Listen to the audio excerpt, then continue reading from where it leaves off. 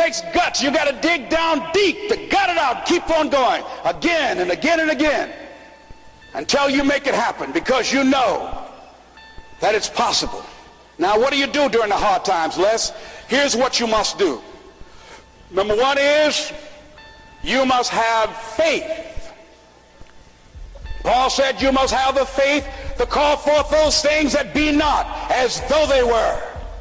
Judge not according to appearances. Don't judge your circumstances and the possibilities for your future based upon what you have now and because of what's going on now. No, no, no, no. That's not the real reality there. What you're going through, if you're going through some hard times, it has not come to stay, it has come to pass. It's all right. Now, second thing is, repeat this after me. Something you should affirm to yourself every day. Repeat this, please. No matter how bad it is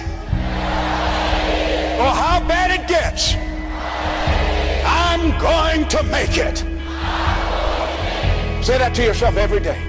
As I used to say to myself, when I would get up in the Penobscot building and I had to go into the bathroom and bathe in the bathroom sink, I had written on the mirror that I put up there, just paste up and I read, no matter how bad it is or how bad it gets, I'm going to make it.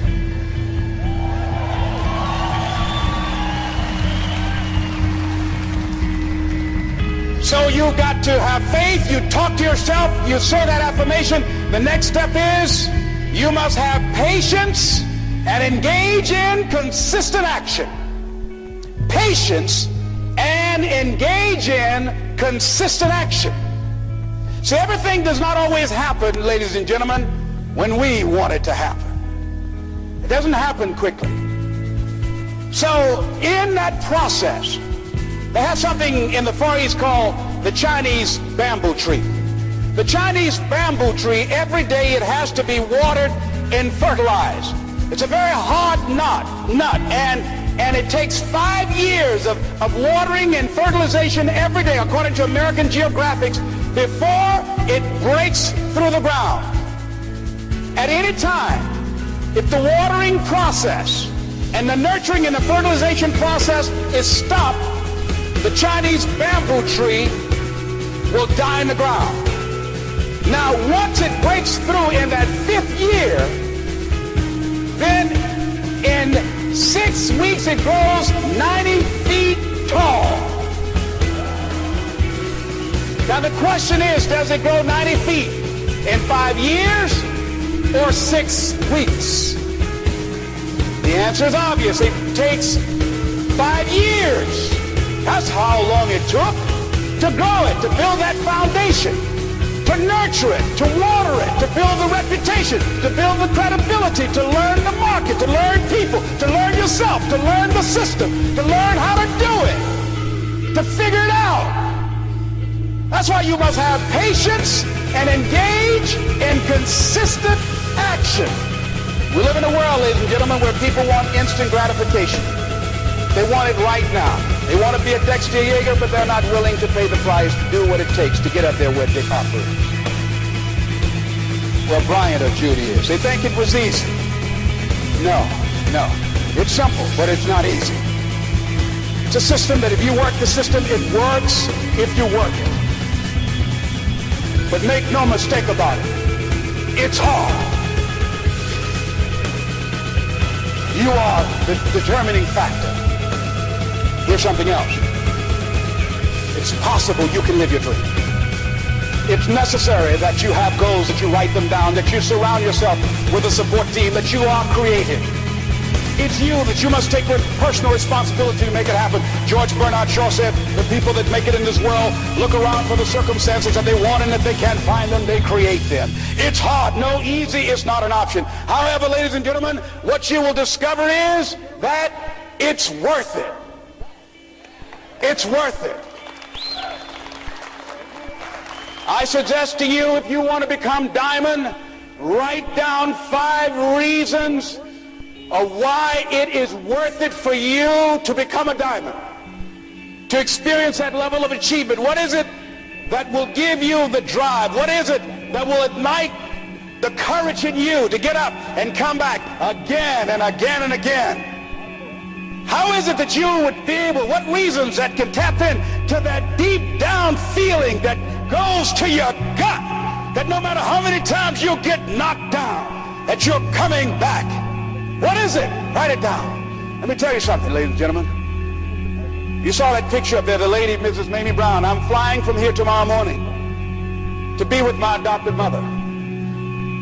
She's 87 years young, thank God. And I'll be with Mama tomorrow. Every Mother's Day, I don't care where I am, I go home Mother's Day. Everybody knows November 6th, my mother's birthday, I'm home.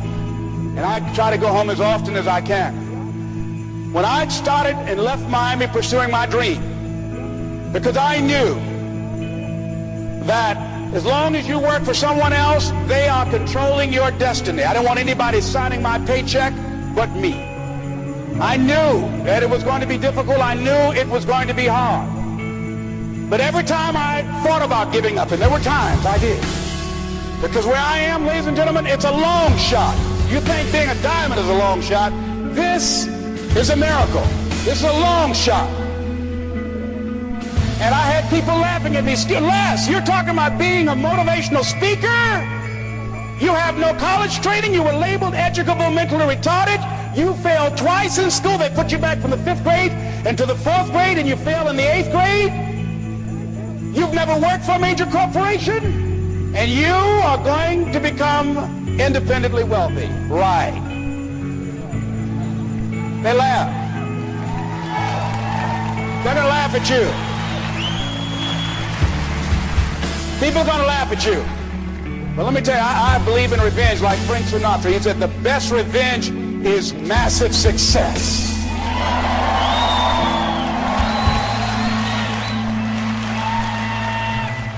Ladies and gentlemen, when I was driving around with my mother and she saw a house, we were just looking for homes, and we drove an exclusive area of Miami where the coach of the Miami Dolphins, Don Shula, lives in that area called Country Club.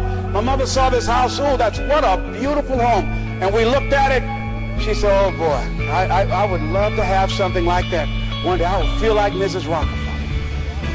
I said, you like that, Mom? I said, yeah. I said, oh, we just kept driving. I did not let my mother know at that time that I had it etched in my mind that I was going to do whatever number of meetings, whatever number of contacts, whatever number of calls I had to make, whatever it took to make that become a reality. And the day that I drove to that house and said, Mama, you remember that house you saw? We got out the car. I said, yes. I said, I really know the people that live there. She said, you do? I said, yeah, let me take you in and show it to you. And then I couldn't contain myself anymore when I got around and helped her get out of the car. And I took it, I said, Mom, I gave her the keys. Over 5,000 square feet. Large size Olympic pool, 12 feet deep, on a golf course, basketball court. I said, Mama, this is for you. And ladies and gentlemen, to see my mother walk around this house, this woman who only has a 3rd grade education, never had any children of her own. And she walked around and she said, oh Lord, oh thank you Jesus. No one would have ever told me this would have happened to me. She said, Leslie, she said, you know, that day when I went in that building and they told me this lady had these boys that she wanted to put up for adoption.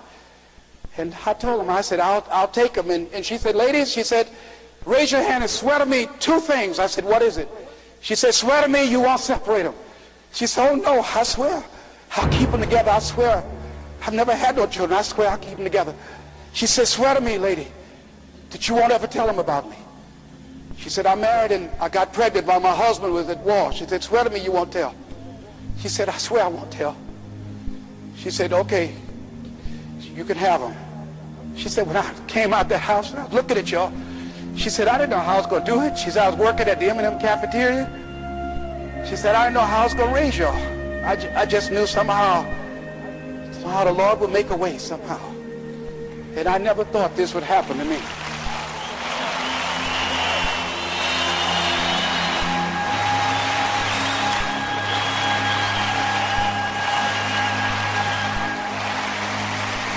And I know. And during those moments when it's hard, not only must you have patience and engage in consistent action, but you must turn to a power greater than yourself and just say, Lord, whatever I face today, together, you and I can handle it. And I know some way and somehow you'll make a way for me.